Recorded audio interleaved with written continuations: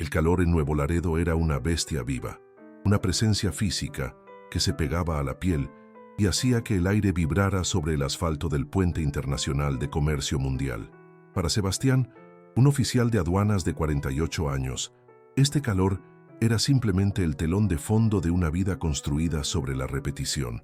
Cada mañana, el mismo ritual, el café recalentado, el uniforme caqui ligeramente desgastado en los codos y el corto trayecto en su sedán viejo hasta la garita de inspección.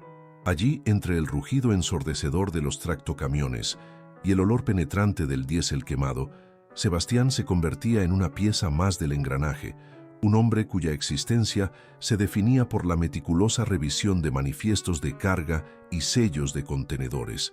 Era un fantasma con una placa, una sombra que se movía con una eficiencia silenciosa por las venas de acero y concreto que conectaban dos naciones. Llevaba 22 años en la misma chamba, un récord de permanencia que sus colegas más jóvenes y ambiciosos veían no con respeto, sino con una mezcla de lástima y desdén. Era Don Sebas, el hombre invisible, el burócrata de manual que nunca levantaba la voz ni pedía un ascenso. Su rostro, surcado por las finas líneas de la fatiga y la resignación, rara vez revelaba emoción alguna. Era metódico, callado, casi un autómata programado para detectar anomalías en el papeleo, una cualidad que sus superiores valoraban en los informes, pero que nunca se traducía en un verdadero reconocimiento. Se había vuelto experto en el arte de pasar desapercibido, un talento que, sin saberlo, se convertiría en su mayor arma y su más profunda maldición. Su vida era un círculo perfecto y monótono, dibujado entre su pequeño departamento y la garita de inspección. Su mundo fuera del trabajo era aún más silencioso.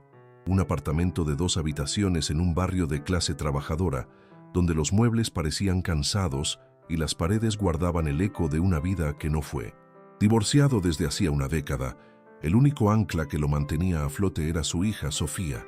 Ella era su universo entero, la única melodía en una existencia de ruido blanco. Cada decisión, cada peso ahorrado, cada hora extra sin paga, era por ella. Era un hombre honesto por costumbre más que por convicción. Había visto la corrupción florecer a su alrededor, las mordidas que engordaban los bolsillos de otros, pero siempre la había despreciado desde la distancia, con el desdén pasivo de quien no tiene el valor o la energía para combatir la marea. Esa marea, sin embargo, estaba a punto de ahogarlo. La noticia llegó en la estéril y fría consulta de un oncólogo, con palabras clínicas que sonaban como sentencias de muerte. Sofía, su Sofía de 16 años, pálida y más delgada cada día, tenía una forma rara y agresiva de leucemia. El diagnóstico cayó sobre Sebastián como una losa de concreto, aplastando el aire de sus pulmones y el futuro que había imaginado para ella. El médico habló de un tratamiento, una luz de esperanza al final de un túnel oscuro y prohibitivamente caro, un trasplante de médula ósea y una terapia experimental disponibles únicamente en una clínica especializada en Houston, Texas, un lugar tan cercano en el mapa, pero tan inalcanzable como la luna. El costo era una cifra astronómica, un insulto a sus 22 años de servicio público. Más de $1 millón, sus ahorros de toda una vida, acumulados con una austeridad casi monástica, apenas cubrían los gastos de las consultas iniciales y los primeros ciclos de una quimioterapia que parecía robarle a su hija el poco color que le quedaba. La burocracia del sistema de salud, un laberinto de formularios y negativas, le dejó claro que estaba solo. La inminente muerte de Sofía no era una posibilidad, era un plazo, un reloj haciendo tic-tac en su cabeza que lo empujaba, segundo a segundo, hacia el borde de lo impensable, hacia un abismo donde sus principios morales se convertían en un lujo que ya no podía permitirse. La oportunidad, como suelen hacer las tentaciones del diablo, se presentó en una noche de turno particularmente sofocante. Un tractocamión de doble remolque, un Kenworth reluciente que parecía demasiado nuevo, demasiado perfecto, se detuvo en su línea de inspección. El manifiesto declaraba transportar equipos de refrigeración industrial hacia Estados Unidos. El papeleo era impecable, cada firma en su lugar, cada sello nítido, demasiado impecable. La intuición de Sebastián Un músculo entrenado durante 2 décadas de observar mentiras en papel se tensó. Algo rechinaba en esa perfección, como una nota discordante en una sinfonía perfectamente ejecutada. Era un susurro en el fondo de su mente, una alarma silenciosa que solo él podía oír. Siguiendo un presentimiento, tomó el nuevo densímetro, un aparato que la mayoría de los oficiales usaba de forma superficial. Lo pasó lentamente por las paredes del primer contenedor, y ahí estaba, una anomalía minúscula, una variación de densidad casi insignificante en las paredes estructurales del remolque, un parpadeo en la pantalla que cualquiera habría atribuido a un fallo del equipo. Pero Sebastián conocía su equipo, sabía que no fallaba. Con la calma que lo caracterizaba, ordenó una revisión no intrusiva con rayos gamma, el siguiente paso lógico del protocolo. La corazonada se había transformado en una sospecha tangible, un hilo del que necesitaba tirar sin importar a dónde condujera o qué monstruo encontrara al final del mismo. El operador del escáner, un joven llamado Ricardo, conocido en voz baja por su flexibilidad moral y su reloj caro, le dio una sonrisa perezosa. «El equipo anda fallando, jefe. Le acabo de hacer el diagnóstico y no jala», dijo, mientras le entregaba a Sebastián la autorización de paso con un gesto de complicidad que buscaba incluirlo en una farsa que no entendía del todo. Sebastián tomó los papeles, su rostro inexpresivo como una máscara de piedra. No dijo nada. «No», discutió. Simplemente asintió y vio cómo el camión, con su carga secreta, rugía hacia el lado americano. Pero en su mente, las piezas del rompecabezas comenzaban a encajar con una claridad aterradora. La mentira de Ricardo no era casual, era una cortina de humo. Esa noche, Sebastián no fue a casa. Impulsado por una nueva y febril energía, se dirigió a la polvorienta sala de registros de mantenimiento. Le tomó menos de una hora encontrar lo que buscaba, el informe técnico del escáner de rayos gamma. Funcionaba a la perfección. No había fallos, ni diagnósticos, ni reportes de avería. Ricardo había mentido descaradamente, protegiendo ese cargamento con una audacia que solo podía provenir de un miedo inmenso o una recompensa aún mayor. Sebastián comprendió que no se trataba de un simple contrabando de pacotilla. Esto era algo mucho más grande, una operación con protección interna, una serpiente que se deslizaba por los pasillos de la aduana con total impunidad. Su investigación se volvió una obsesión silenciosa. Durante las siguientes horas, encerrado en su pequeña oficina mientras la madrugada teñía el cielo de gris, cruzó datos de manifiestos de carga de las últimas semanas. Buscaba un patrón, una repetición, algo que conectara los puntos. Y lo encontró. Un patrón tan claro y arrogante que era casi un insulto.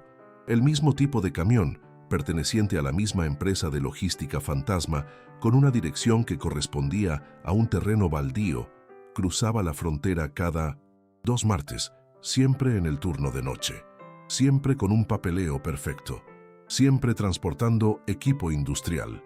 Era el pulso rítmico de una organización criminal, bombeando sus ganancias hacia el norte. Una discreta búsqueda en foros de internet y artículos de periódicos locales sobre la guerra de cárteles le dio el nombre que temía y esperaba. Cártel del Noreste, el CDN. Eran los dueños de la plaza, los amos invisibles de la ciudad. El camión no transportaba refrigeradores, transportaba su sangre vital, dinero en efectivo, montañas de dinero. Basándose en el volumen de los compartimentos que había detectado con el densímetro y la frecuencia de los cruces, hizo un cálculo conservador. Cada envío debía contener decenas de millones de dólares, una fortuna inimaginable, escondida en compartimentos estructurales, inaccesibles para una inspección rutinaria, pero completamente vulnerables para alguien que supiera exactamente dónde mirar. La revelación lo golpeó con la fuerza de un impacto físico. La oportunidad no solo llamaba a su puerta, la estaba derribando. Él, el hombre gris, el don nadie, tenía el conocimiento, el acceso y la autoridad para desviar ese camión. Podía llevarlo a una zona de inspección aislada, una de esas áreas raramente utilizadas que conocía como la palma de su mano. Podía abrirlo, podía tomar el dinero que salvaría a Sofía. El plan comenzó a formarse en su mente, no como un pensamiento consciente, sino como un instinto primario de supervivencia. Era una locura, un suicidio, pero por primera vez en meses sintió algo que no era desesperación, era una chispa de posibilidad. Esa misma noche condujo hasta el hospital. El olor a antiséptico y enfermedad lo recibió como siempre, un recordatorio constante de su fracaso. Se sentó junto a la cama de Sofía. Ella dormía, su respiración superficial, su rostro pálido bajo la luz fluorescente del cuarto.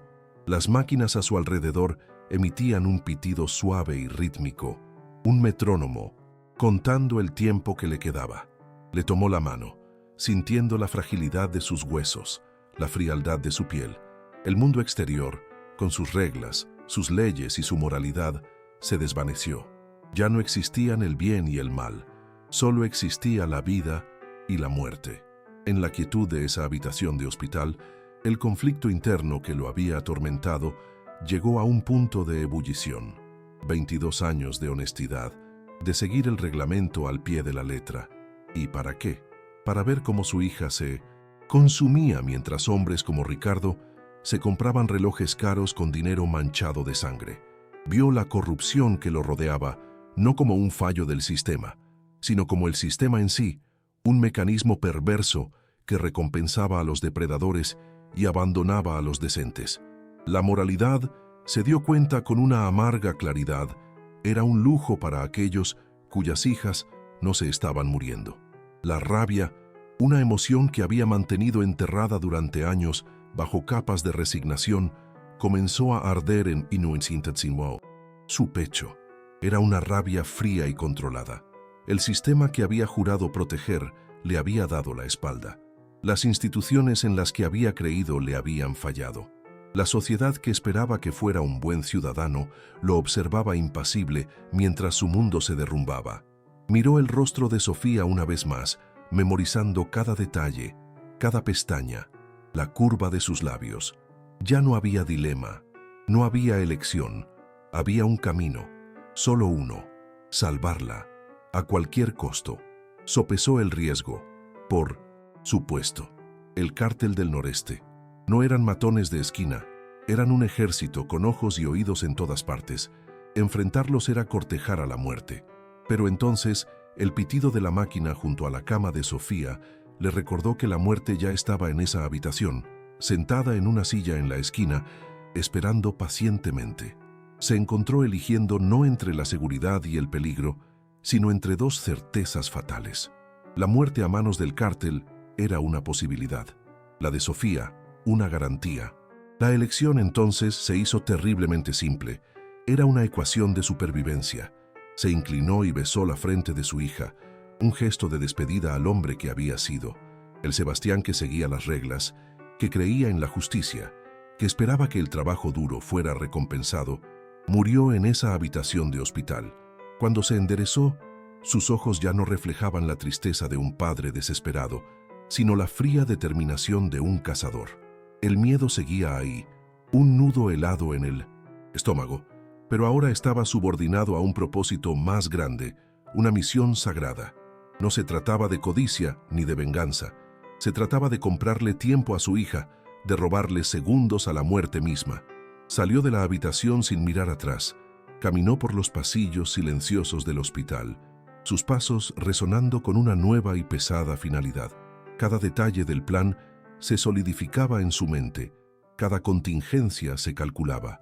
Usaría su conocimiento del sistema para destruir una parte de él, usaría su reputación de don nadie como su mejor disfraz. Se convertiría en el fantasma que todos creían que era, pero esta vez el fantasma actuaría. Al salir a la noche húmeda de Nuevo Laredo, el aire ya no se sentía opresivo, se sentía cargado de posibilidades. La decisión estaba tomada, era irreversible, y en ese preciso instante el hombre común dejó de existir y nació una leyenda. Si esta historia te está atrapando tanto como a mí, si sientes la tensión acumulándose en el aire, entonces necesito que hagas algo por mí. Dale al botón de me gusta para que esta historia llegue a más gente y, lo más importante, suscríbete al canal y activa la campanita. No querrás perderte ni un solo segundo de lo que está por sucederle a Sebastián. porque te prometo que esto apenas comienza. La verdadera oscuridad está a punto de desatarse. El día señalado llegó con la misma lentitud y el mismo calor aplastante de todos los demás. Una normalidad que era una tortura para los nervios de 1900. Sebastián. Cada camión que se acercaba a su garita era una descarga de adrenalina. Cada rostro de un conductor, una potencial amenaza. Por fuera, era el mismo oficial gris de siempre, asintiendo con la cabeza, sellando papeles con una mano firme, pero por dentro era un mar de caos. Su corazón martilleaba contra sus costillas con la fuerza de un motor a punto de reventar. Repasaba el plan una y otra vez, cada paso, cada contingencia, buscando fallos con la misma meticulosidad con la que buscaba contrabando. El miedo era una bilis amarga en la boca de su estómago, pero la imagen de Sofía, pálida en su cama de hospital, era un antídoto potente que lo mantenía en pie, enfocado. Cuando el Kenworth reluciente apareció en el horizonte, idéntico al de hacía 2 semanas, Sebastián sintió una extraña calma, la serenidad que precede a los actos irrevocables. El momento había llegado. Con una voz que sorprendentemente no tembló, le indicó al conductor que se desviara. «Tenemos una alerta anónima. De seguridad nacional, compa. Protocolo. Hay que llevar el camión al área de inspección manual número 7. Usó la jerga oficial, las palabras clave que sabía que paralizarían cualquier discusión. Mencionó un código de alerta ficticio pero plausible. El conductor, un hombre corpulento con ojos nerviosos, protestó débilmente, pero la mención de seguridad nacional y la autoridad imperturbable de Sebastián lo hicieron callar. No podía saber que el área 7 era un rincón olvidado de la aduana, un punto ciego sin cámaras funcionales. Allí, en el silencio polvoriento del área 7, lejos de miradas indiscretas, Sebastián le ofreció un café al conductor. «Va para largo», dijo con una media sonrisa comprensiva. «La burocracia, ya sabe». El café estaba cargado con una dosis potente de somnífero, insípido e inodoro, que había conseguido a través de un contacto farmacéutico semanas atrás. La espera fue la parte más difícil. Hicieron una pequeña charla sobre el clima, sobre el tráfico, sobre... nada. Sebastián sentía cada segundo estirarse hasta convertirse en una eternidad, observando al hombre, esperando el primer bostezo, el primer parpadeo pesado. Finalmente, la cabeza del conductor cayó sobre su pecho con un suave ronquido. El gigante que custodiaba el tesoro estaba dormido. El trabajo fue febril y brutal. Con un juego de herramientas que había escondido en un casillero de mantenimiento, Sebastián atacó las paredes del contenedor. Los tornillos estaban ocultos, las soldaduras eran casi invisibles, pero él sabía de estructuras, sabía cómo piensan los ingenieros que diseñan escondites. El metal rechinó en protesta, el sudor le empapaba el uniforme, mezclándose con el polvo y la grasa. Y entonces, la placa de metal cedió. Lo que vio dentro le robó el aliento. No eran bolsas, no eran maletas, eran ladrillos, cientos, miles de ladrillos de billetes de $100, perfectamente envueltos en plástico y apilados con una precisión milimétrica. El olor a papel moneda, a tinta y a poder llenó el aire. $70 millones, la salvación de su hija, su propia sentencia de muerte. No perdió tiempo en la contemplación. Con la fuerza que solo la desesperación puede invocar, comenzó a mover los fajos de dinero. El objetivo era un camión de recolección de desechos peligrosos de la propia aduana, un vehículo que él mismo había programado para cruzar esa noche con un manifiesto de material contaminado para incineración en Laredo, Texas. Conocía un protocolo de emergencia, uno diseñado para amenazas biológicas, que permitía a dichos vehículos cruzar con una revisión mínima, casi nula, para evitar la propagación de contaminantes. Era un resquicio legal, un punto ciego en el sistema que él mismo había jurado proteger, y estaba a punto de atravesarlo con el botín de un cártel. La ironía era tan pesada como el dinero que cargaba. Una vez que el último fajo estuvo asegurado dentro de los contenedores sellados del camión de desechos, Sebastián se limpió el sudor de la frente, dejando una mancha de grasa. Cerró el tractocamión, dejando al conductor dormido en su cabina, y condujo el vehículo de la aduana hacia la línea de salida. Su propio cruce, el que había hecho miles de veces como un autómata, fue el acto más aterrador de su vida. Se sentó detrás del volante, un oficial de aduanas mexicano conduciendo un vehículo del gobierno, pareciendo la viva imagen de la rutina. Entregó la documentación al oficial de aduanas y protección fronteriza de un joven de rostro severo que lo miró con un escrutinio que le heló la sangre. Cada segundo bajo esa mirada fue una agonía, pero el papeleo, como el del cártel, era perfecto. Con un gesto, el oficial lo dejó pasar. Estaba al otro lado, legalmente. Mientras Sebastián buscaba un motel barato en las afueras de Laredo, Texas, la ausencia del camión Kenworth comenzaba a generar nerviosismo en un almacén anónimo al otro lado de la ciudad. El encargado, un hombre apodado El Chaca, miraba su reloj por 10ª vez. La entrega tenía 3 horas de retraso. La puntualidad no era una sugerencia en su línea de trabajo, era una garantía de supervivencia. Una llamada inquieta se convirtió en 2, luego en una llamada de pánico a su superior. La noticia escaló rápidamente la cadena de mando, una onda de choque silenciosa que finalmente llegó a los oídos de un hombre en una hacienda en las afueras de Sabinas, Hidalgo, un hombre al que solo conocían como el contador. El contador no era el típico jefe de plaza, era un exoficial de inteligencia militar, un hombre que prefería las hojas de cálculo a las AK-47 y que valoraba la información por encima de la fuerza bruta. Al recibir la noticia, no gritó ni amenazó. Se quedó en silencio por un momento, sus ojos fríos procesando la información. La pérdida del dinero era un problema, sí, pero la audacia, la humillación de ser robado por alguien desde adentro, eso era una afrenta intolerable. «Quiero un nombre», dijo simplemente al teléfono, su voz tranquila albergando una furia gélida. «Activen a nuestros ojos en la aduana. Quiero saber quién respiró cerca de ese camión. Lo quiero en 1 hora». Para él, esto ya no era sobre recuperar el dinero. Era sobre erradicar una infección y hacer del culpable un ejemplo aterrador. La red de informantes del Cártel del Noreste se movió con una eficiencia espeluznante. No eran matones, eran empleados, funcionarios, gente endeudada o aterrorizada que reportaba cada movimiento inusual. Ricardo, el operador del escáner, fue el primer eslabón en romperse. Una visita de 2 hombres de aspecto serio y una pregunta directa sobre el camión desviado fue suficiente para que su falsa valentía se desmoronara. Confesó todo, tartamudeando el nombre de Sebastián, el viejo callado que lo había enviado al Área 7. Cruzando esa información con los registros de la garita, la imagen se volvió nítida. En menos de 45 minutos, el contador tenía en su tablet una fotografía de 1900. Sebastián, su dirección, su historial de servicio y, lo más importante, el nombre y la condición de su hija, Sofía. Sebastián, ajeno a la velocidad con la que su mundo se desintegraba, se registró en un motel de carretera cuyo letrero de neón parpadeaba como un mal presagio. Dejó el camión de desechos en un lote industrial cercano, siguiendo la primera fase de su plan. En la habitación, que olía a alfombra húmeda y desinfectante barato, encendió la televisión. Su plan era sencillo: descansar unas horas, comprar un coche de segunda mano con efectivo y desaparecer en la inmensidad de Estados Unidos.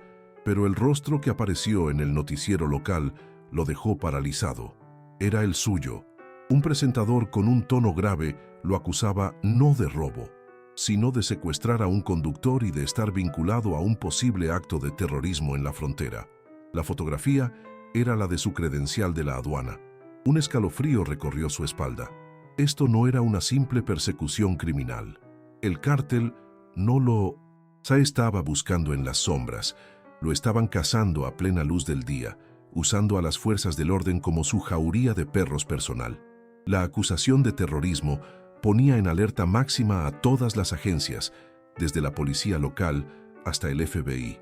Su plan de desaparecer se había evaporado. Ya no era un ladrón anónimo, era el enemigo público número 1 en el sur de Texas. Comprendió en ese instante la verdadera naturaleza del monstruo al que había robado. No eran solo brutos con armas, eran estrategas, manipuladores que movían los hilos del poder desde las sombras. Se dio cuenta de que su conocimiento del sistema era un juego de niños comparado con el de ellos. El pánico, frío y paralizante, amenazó con consumirlo. Estaba solo, en un país extranjero, con el rostro empapelando todos los noticieros y $70 millones que eran tan útiles como un ancla en un naufragio. Cada sirena que oía a lo lejos parecía acercarse a su puerta. Su rostro en el espejo era el de un extraño, un fugitivo. En ese abismo de desesperación, solo un nombre acudió a su mente, un último recurso, una conexión con una vida pasada que ahora parecía pertenecer a otro hombre. Su primo, Beto, marcó el número con dedos temblorosos, rezando para que contestara, para que la lealtad fuera más fuerte que el miedo que, sin duda, su llamada provocaría. Beto regentaba un pequeño taller mecánico en las afueras de San Antonio, un lugar ruidoso que olía a aceite quemado y metal cortado. Era un excoyote, un hombre que conocía los caminos ocultos y las reglas no escritas de la frontera, pero que había intentado dejar esa vida atrás. La llamada de Sebastián lo tomó por sorpresa. «¿Qué hiciste?», fue lo primero que preguntó Beto, su voz tensa al otro lado de la línea. Sebastián, con la voz quebrada, le contó una versión resumida, omitiendo la cantidad, pero no la identidad de las víctimas del robo. Hubo un largo silencio. «Sebas, ¿estás pendejo? Es el CDN. Te van a encontrar y te van a cortar en pedacitos. A ti y a cualquiera que esté cerca de ti. No puedo». Sebastián sabía que el miedo de Beto era justificado, pero tenía una última carta que jugar. «Beto, ¿recuerdas hace 10 años? El lío en Piedras Negras. ¿Quién te sacó cuando te iban a hundir 20 años en la cárcel?». Le recordó la deuda, el favor que le había salvado la vida y se la había devuelto. No era un chantaje, era un recordatorio de un lazo forjado en la desesperación. Y luego pronunció la palabra mágica, la única que podía atravesar el terror de su primo. «Es por Sofía. Se está muriendo, Beto, es la única manera». Otro silencio, esta vez cargado de un peso diferente. Pudo oír a Beto suspirar, una mezcla de derrota y resignación. «Pinche madre», susurró. «Está bien, pero tienes que llegar aquí, y tienes que hacerlo ya. ¿Entendido?».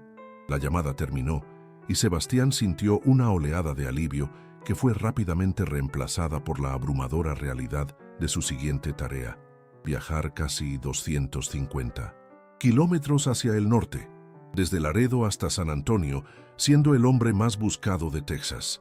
Compró un mapa de carreteras en una tienda de conveniencia, pagando en efectivo y manteniendo la cabeza gacha. Abandonó su plan original de comprar un coche. Era demasiado arriesgado. Decidió moverse por caminos secundarios, a pie si era necesario, evitando las autopistas principales.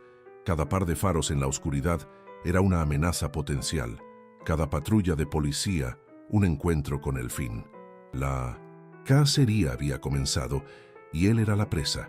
Un hombre solo huyendo de un depredador con 1000 ojos. La noche se lo tragó mientras comenzaba su viaje hacia el norte.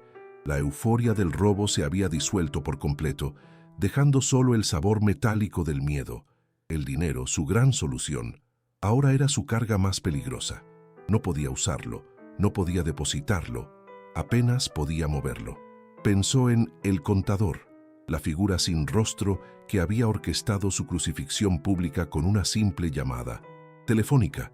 Este no era un enemigo al que pudiera vencer con astucia, era una fuerza de la naturaleza, una entidad con un alcance y una crueldad que apenas comenzaba a comprender.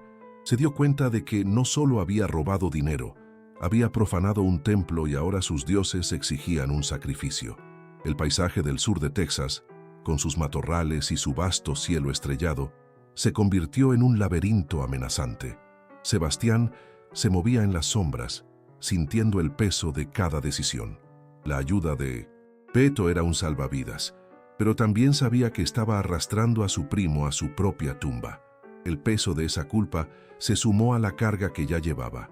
La imagen de Sofía volvió a su mente, no como una justificación, sino como un faro. Tenía que sobrevivir, tenía que llegar a San Antonio, tenía que hacer que todo ese horror, todo ese sacrificio, valiera la pena. El hombre invisible de la aduana ahora era un fantasma huyendo por el desierto, perseguido por los demonios que él mismo había desatado. Mientras tanto, en la hacienda, el contador observaba un mapa digital en una gran pantalla. Varios puntos rojos se movían a lo largo de la frontera. No eran sus hombres, eran patrullas de la patrulla fronteriza, de la policía de Texas, del sheriff del condado, todos buscando a un terrorista que no existía. Él había desatado el caos y ahora simplemente observaba. «Suban la presión», ordenó a uno de sus lugartenientes. «Quiero que se sepa que hay una recompensa por información sobre su paradero. $100,000, vivos o muertos, preferiblemente vivos. Quiero mirarlo a los ojos antes de que se arrepienta de haber nacido». La cacería se estaba volviendo personal.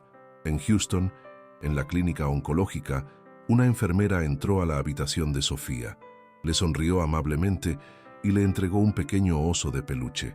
«Un admirador anónimo lo dejó para ti en la recepción», dijo con dulzura. Sofía, demasiado débil para cuestionarlo, abrazó el juguete. No podía saber que en el interior, del suave relleno, un pequeño micrófono transmitía su respiración, la voz de la enfermera y el pitido de las máquinas directamente a un receptor en poder de un hombre sentado en una camioneta al otro lado de la calle. Era un mensaje para Sebastián, una forma de decirle que no importaba a dónde corriera, ellos ya estaban con lo que él más amaba en el mundo. La amenaza ahora era explícita, una soga invisible que se apretaba alrededor del cuello de Sebastián a cientos de kilómetros de distancia. La campaña de intimidación había comenzado y el contador estaba demostrando que sus brazos eran increíblemente largos. Podía tocar a la policía, a los medios de comunicación y, lo más aterrador de todo, podía tocar a su hija. El juego había cambiado drásticamente. Ya no se trataba de escapar con el dinero. Se trataba de una guerra psicológica, una en la que Sebastián estaba en una desventaja aterradora. Su motivación más grande se había convertido en su vulnerabilidad más expuesta. Amigos, si su corazón está latiendo tan rápido como el mío, si están sintiendo la soga apretarse alrededor del cuello de Sebastián, necesito que me apoyen ahora mismo. Suscríbanse a este canal, porque la persecución se va a poner mucho más intensa. Y quiero saber desde dónde están sintiendo esta tensión. Déjenme un comentario abajo y díganme de qué ciudad o país están viendo esta historia. Su apoyo es lo que me permite seguir creando estas narrativas. Comenten su ciudad y únanse a nuestra comunidad. Ahora, volvamos al infierno que está viviendo Sebastián. El viaje a San Antonio fue un descenso a la paranoia. Cada par de faros que se aproximaban por el camino de terracería era un posible sicario.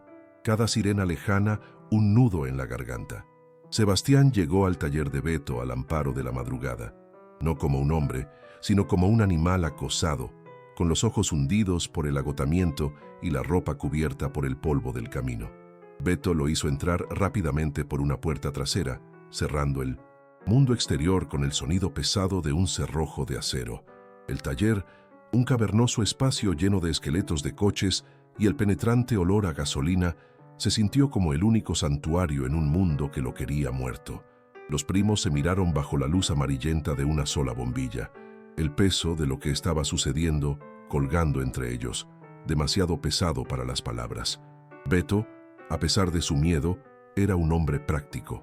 Mientras Sebastián se bebía un vaso de agua con manos temblorosas, su primo ya estaba pensando en la logística de la catástrofe. El primer problema era el dinero.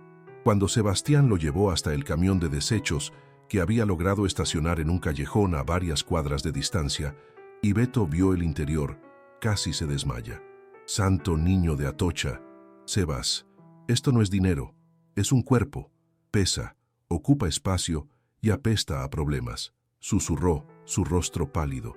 Pasaron las siguientes horas en un trabajo agotador y febril, trasladando los fajos de billetes a tambos de aceite vacíos que luego soldaron y enterraron bajo una fosa de inspección en el taller, dejando fuera solo una pequeña cantidad para los gastos inmediatos. Con el tesoro maldito fuera de la vista, una falsa sensación de calma se instaló en el taller. Beto le dio a Sebastián ropa limpia y algo de comer, mientras en un pequeño televisor las noticias seguían mostrando el rostro de su primo, el peligroso terrorista. Beto comenzó a hacer llamadas discretas usando un viejo teléfono de prepago, contactando a las sombras de su vida pasada para indagar sobre la posibilidad de conseguir nuevas identidades, una ruta de escape. Por un breve momento, mientras el sol salía sobre San Antonio, Sebastián se permitió sentir una pizca de esperanza. Quizás, solo quizás, podrían lograrlo. Tal vez había una salida a este laberinto infernal que él mismo había construido. La esperanza se hizo añicos con el timbre de un teléfono. Era uno de los teléfonos de prepago que Beto había comprado, uno que nadie debía conocer. La llamada era de un número desconocido. Beto contestó poniendo el altavoz. No hubo una voz ni una amenaza. Solo se oía el sonido ambiente de una habitación de hospital, el pitido rítmico de un monitor cardíaco, el susurro de una sábana, y luego la voz débil de una joven hablando con una enfermera. Era Sofía. Sebastián reconoció su voz al instante y sintió que el suelo desaparecía bajo sus pies. Se quedó helado, escuchando a su hija, a cientos de kilómetros de distancia, a través del oído del enemigo. Era el mensaje más cruel y efectivo que podían haberle enviado. Estamos con ella. Ahora mismo. Te oímos respirar. El impacto de esa llamada fue devastador.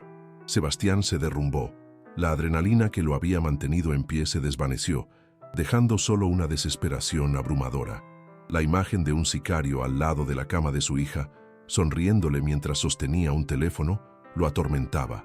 Quería gritar, rendirse, devolver cada maldito centavo a cambio de la seguridad de Sofía.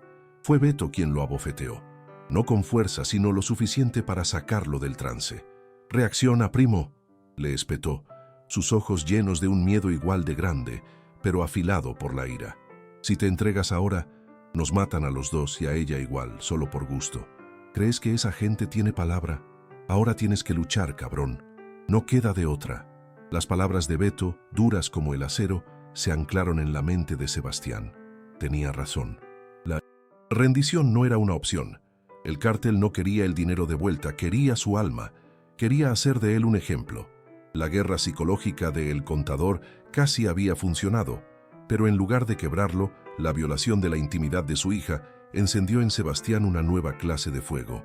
El miedo no se fue, pero ahora estaba acompañado por una rabia helada, un odio puro y concentrado hacia el hombre sin rostro que se atrevía a usar a su hija como un arma.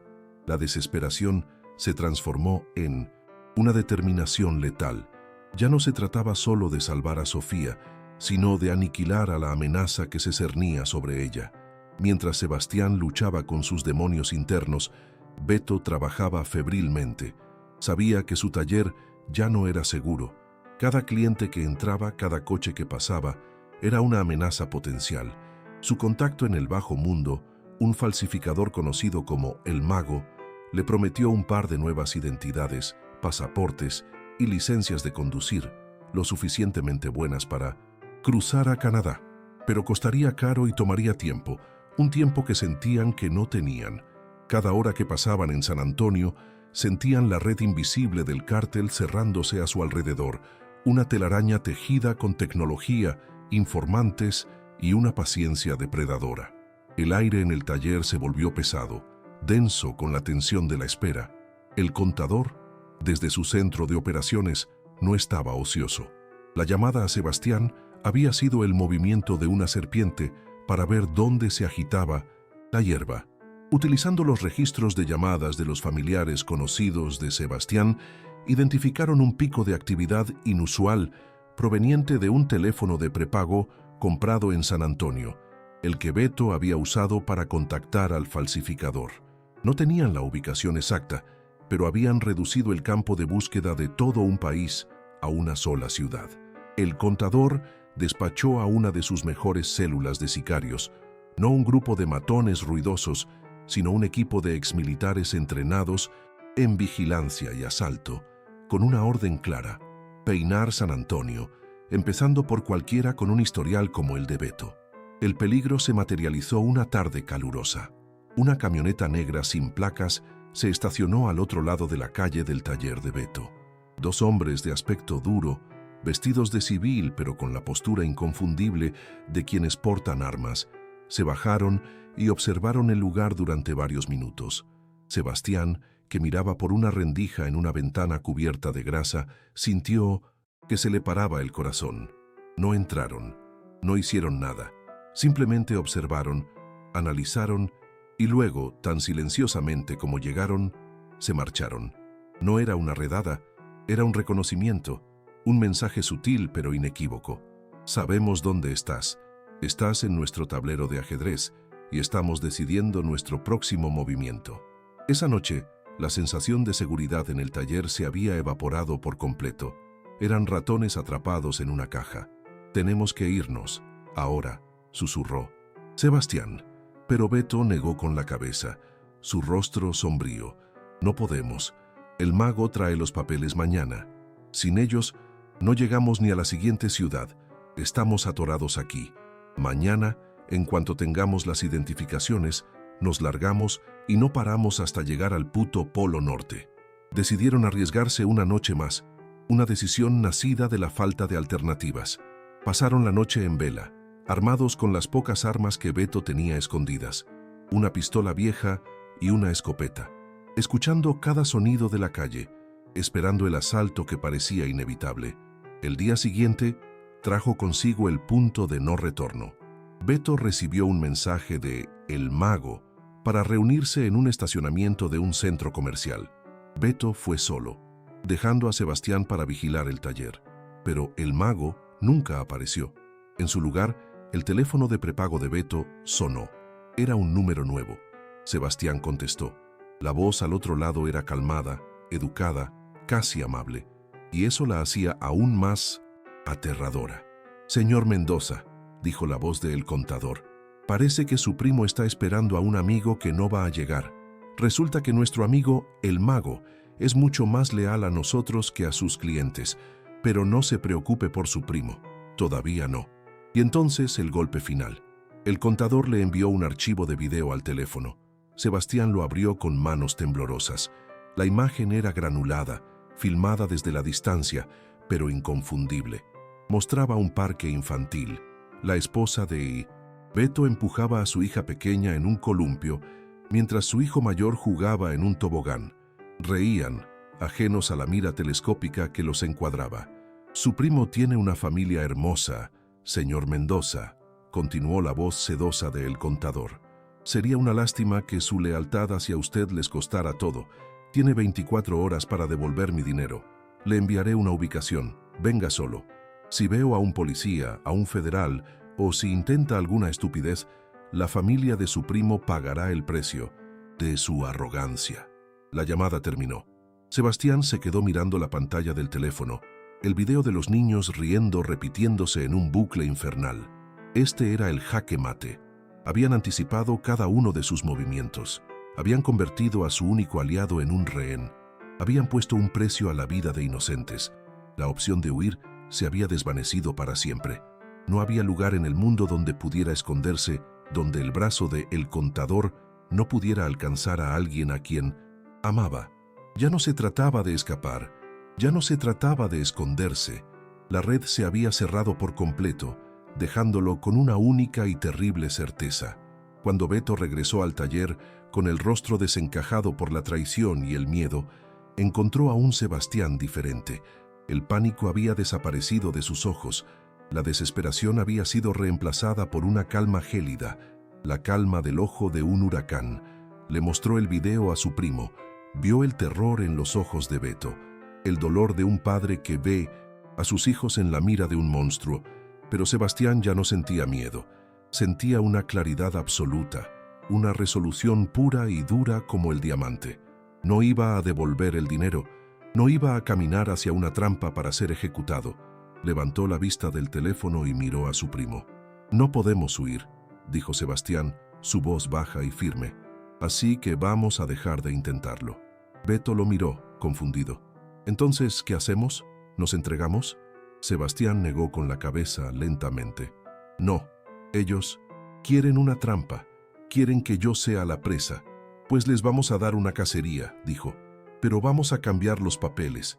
El encuentro será en nuestros términos, en nuestro terreno, y nosotros seremos los cazadores. En ese momento, en el corazón de un taller grasiento de San Antonio, el burócrata desesperado completó su metamorfosis. Dejó de ser una víctima. Se convirtió en un estratega, un guerrero dispuesto a descender al infierno para proteger a los suyos. El plan de fuga había muerto. El plan de guerra acababa de nacer. La desesperación se convirtió en un motor de una claridad helada. Durante las siguientes 12 horas, el taller de Beto se transformó en un cuarto de guerra. Desplegaron un mapa viejo y polvoriento del sur de Texas sobre una mesa de trabajo. Beto, con el conocimiento grabado a fuego de sus años como coyote, señaló un punto en medio de la nada en el condado de La Salle. Aquí, dijo, un cementerio de maquinaria petrolera, kilómetros de chatarra oxidada, más escondites que un nido de ratas. Si vamos a tender una trampa, será ahí. Era un laberinto de acero y sombra, un lugar donde dos hombres podían parecer un ejército si jugaban bien sus cartas y el diablo estaba de su lado. El plan que elaboraron era una obra maestra de audacia, nacida de la certeza de que no tenían nada que perder. Sebastián, usando su conocimiento de los procedimientos federales, sería el arquitecto del caos. Beto, con su conocimiento del terreno y de las tácticas de guerrilla, sería el ejecutor. La primera llamada la hizo Sebastián a El Contador, usando un nuevo teléfono de prepago. Con una voz que sonaba rota y derrotada, aceptó los términos. «Pero no en un lugar público», suplicó. «Conozco un sitio, está aislado. Nadie nos molestará». Describió el cementerio de maquinaria, vendiéndolo como el lugar perfecto para una entrega discreta, un argumento que sabía que apelaría a la paranoia de El Contador. La segunda llamada fue la pieza clave, la que convertiría una ejecución segura en un pandemonio. Sebastián llamó a la línea de información de la DEA en San Antonio. Disfrazando su voz, se presentó como un informante del cártel rival, traicionando a sus enemigos por una disputa interna. El guión que recitó fue una obra de arte. No habló de un secuestro o de una entrega de dinero. Habló de una cumbre, una reunión de altos mandos del CDN para planificar una nueva ruta de trasiego. Dio nombres falsos pero de alto rango, descripciones de vehículos y la ubicación exacta. La especificidad y la urgencia de su información garantizarían una respuesta masiva y fuertemente armada. Estaba usando al gobierno de los Estados Unidos como su martillo personal. Pasaron el resto del día preparándose. Vaciaron la mitad de los tambos de aceite, dejando solo el dinero suficiente para el tratamiento de Sofía, que volvieron a sellar y esconder en un compartimento secreto del viejo coche de Beto. Llenaron el resto de los tambos con chatarra para simular el peso y los cargaron en una camioneta destartalada. Fabricaron dispositivos incendiarios caseros con gasolina, aceite y botellas de vidrio. No tenían un arsenal, así que convirtieron el propio cementerio de chatarra en su arma. Estudiaron el mapa del lugar, planificando rutas de escape, puntos de emboscada y campos de tiro. No eran soldados, pero la inminencia de la muerte los había convertido en estrategas muy motivados. Llegaron al cementerio de maquinaria al atardecer. El lugar era aún más desolador de lo que habían imaginado. Torres de perforación oxidadas se alzaban hacia el cielo como esqueletos de dinosaurios de acero. Montañas de tuberías y maquinaria formaban cañones y callejones sin salida. El viento silbaba a través del metal corroído, creando una sinfonía fúnebre. Dejaron la camioneta con los tambos de dinero falso a la vista, en un claro en el centro del laberinto. Luego, se desvanecieron entre las sombras, cada uno en su posición, comunicándose con radios de corto alcance. La espera fue una tortura, cada minuto una gota de ácido en los nervios. El convoy del CDN llegó con la precisión silenciosa de una manada de lobos. 3 camionetas negras, sin luces, se deslizaron por el camino de tierra y se detuvieron a distancia. Varios hombres armados con rifles de asalto bajaron, moviéndose con entrenamiento militar, y de la camioneta del centro bajó él, el contador. Sebastián lo observó a través de unos binoculares viejos. Era un hombre de mediana edad, aspecto pulcro, vestido con ropa cara que parecía fuera de lugar en ese páramo de óxido. Su rostro era tranquilo, calculador, el de un director ejecutivo a punto de cerrar un trato hostil. Y en sus ojos, Sebastián pudo ver una obsesión fría que le heló la sangre. Estaba ahí por él, personalmente. El enfrentamiento comenzó con una tensión insoportable. «Mendoza», gritó uno de los sicarios, «sal ahora. El jefe quiere hablar». Sebastián, desde su escondite en lo alto de una estructura metálica, respondió por la radio de Beto, que había dejado en la camioneta. «El dinero está ahí. Tómenlo y déjenme ir. Dejen a mi familia en paz». Era una farsa para ganar tiempo, para atraerlos más adentro. Mientras el contador y sus hombres avanzaban con cautela hacia la camioneta, el cielo se rompió. Un sonido atronador llenó el aire, el rugido de los rotores de helicópteros Black Hawk descendiendo del cielo nocturno. Luces de búsqueda barrieron el cementerio, convirtiendo la noche en día. La DEA había llegado. El caos fue instantáneo y absoluto. Los sicarios del cártel, sorprendidos y atrapados a la intemperie, abrieron fuego contra las siluetas que descendían de los helicópteros. Los agentes de la DEA respondieron con una lluvia de fuego supresor. El cementerio de chatarra se convirtió en una zona de guerra, el aire lleno de gritos, el estruendo de los disparos y el zumbido de las balas rebotando en el metal. En medio de la confusión, Beto lanzó el primer cóctel Molotov, que estalló contra una de las camionetas del cártel, envolviéndola en llamas y creando una pared de fuego y humo negro que dividió el campo de batalla. El contador, furioso por la traición, vio a una figura escabullirse entre el humo. Sebastián. La obsesión superó a la autopreservación. Ignorando a los agentes federales que diezmaban a sus hombres, sacó su propia pistola y corrió en persecución de Sebastián, adentrándose en el laberinto de acero.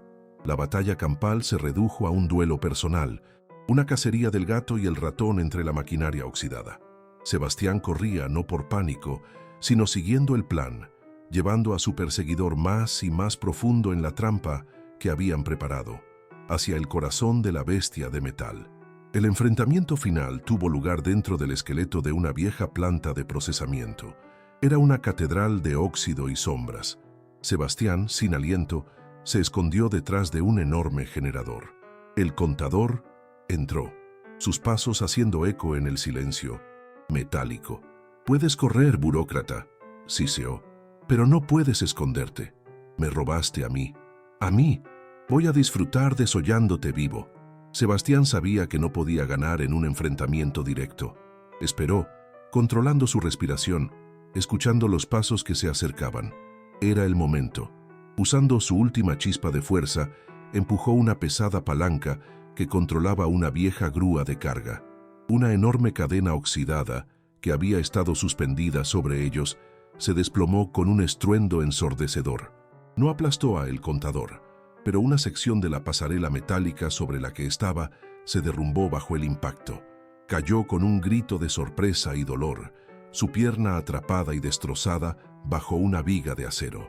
Sebastián no se quedó a mirar. Mientras su némesis gritaba de rabia y dolor, él ya estaba corriendo hacia la salida, hacia el punto de encuentro acordado con Beto. El cerebro había vencido a las balas. El burócrata había atrapado al monstruo. Al salir del edificio, vio a Beto tendido en 1900 así, el suelo cerca de su coche, con una mancha de sangre extendiéndose por su abdomen. Un sicario que había logrado flanquearlos le había disparado. «Vete», susurró Beto, empujándole las llaves del coche. «Vete, Sebas. Cuida a Sofía. Diles a mis hijos». «No», dijo Sebastián intentando levantarlo, pero las sirenas se acercaban. Los agentes de la DEA estaban barriendo el área. Beto, con su último aliento de fuerza, lo empujó. «Lárgate, cabrón. Esto te da la cobertura. Vete». Sebastián, con el corazón roto, tomó la decisión más difícil de su vida. Dejó a su primo, a su salvador, y se subió al coche, acelerando hacia la oscuridad mientras las luces de la ley convergían en el héroe caído. El resultado inmediato fue un titular confuso en las noticias. Un violento tiroteo entre la DEA y miembros del Cártel del Noreste en una propiedad rural. Varios sicarios muertos, otros capturados, incluido su líder, un hombre de negocios llamado El Contador, encontrado gravemente herido. Entre los tintos cuerpos no identificados, se asumió que estaba el del fugitivo Sebastián Mendoza, el terrorista de la aduana. Beto, encontrado gravemente herido, fue estabilizado y arrestado, enfrentando una larga lista de cargos federales. Su silencio sobre la existencia de Sebastián fue su último regalo. El mundo creyó que el fantasma del Puente 3 había muerto en el mismo infierno que había desatado. El precio que Sebastián pagó por la vida de su hija fue el suyo. Perdió su nombre, su rostro, su historia. Se convirtió en un verdadero fantasma, un muerto viviente. El dinero que había logrado salvar fue enviado a través de una serie de transferencias anónimas y complejas a la cuenta de la clínica en Houston. El pago se registró como una donación de un benefactor anónimo. Sebastián observó desde lejos, a través de recortes de noticias en Internet, en una biblioteca pública, cómo la salud de Sofía mejoraba, cómo completaba su tratamiento, cómo, finalmente, era declarada libre de cáncer. Había ganado, pero su victoria era una que nunca podría celebrar. Años después, la vida había encontrado un nuevo y extraño equilibrio. Sofía, sana, vibrante y llena de futuro, asistía a la universidad en California estudiando biología marina. Creía firmemente que un ángel guardián, un extraño increíblemente generoso, había pagado por el milagro que le permitió vivir. No sabía cuán cerca estaba de la verdad. Cada año, en su cumpleaños, recibía una postal de un lugar costero diferente. Portugal, Nueva Zelanda, Columbia Británica. Las postales nunca tenían remitente y solo contenían una frase simple como «Las olas aquí me recuerdan a tu risa». Ella las guardaba todas en una caja, pequeños misterios que le calentaban el corazón.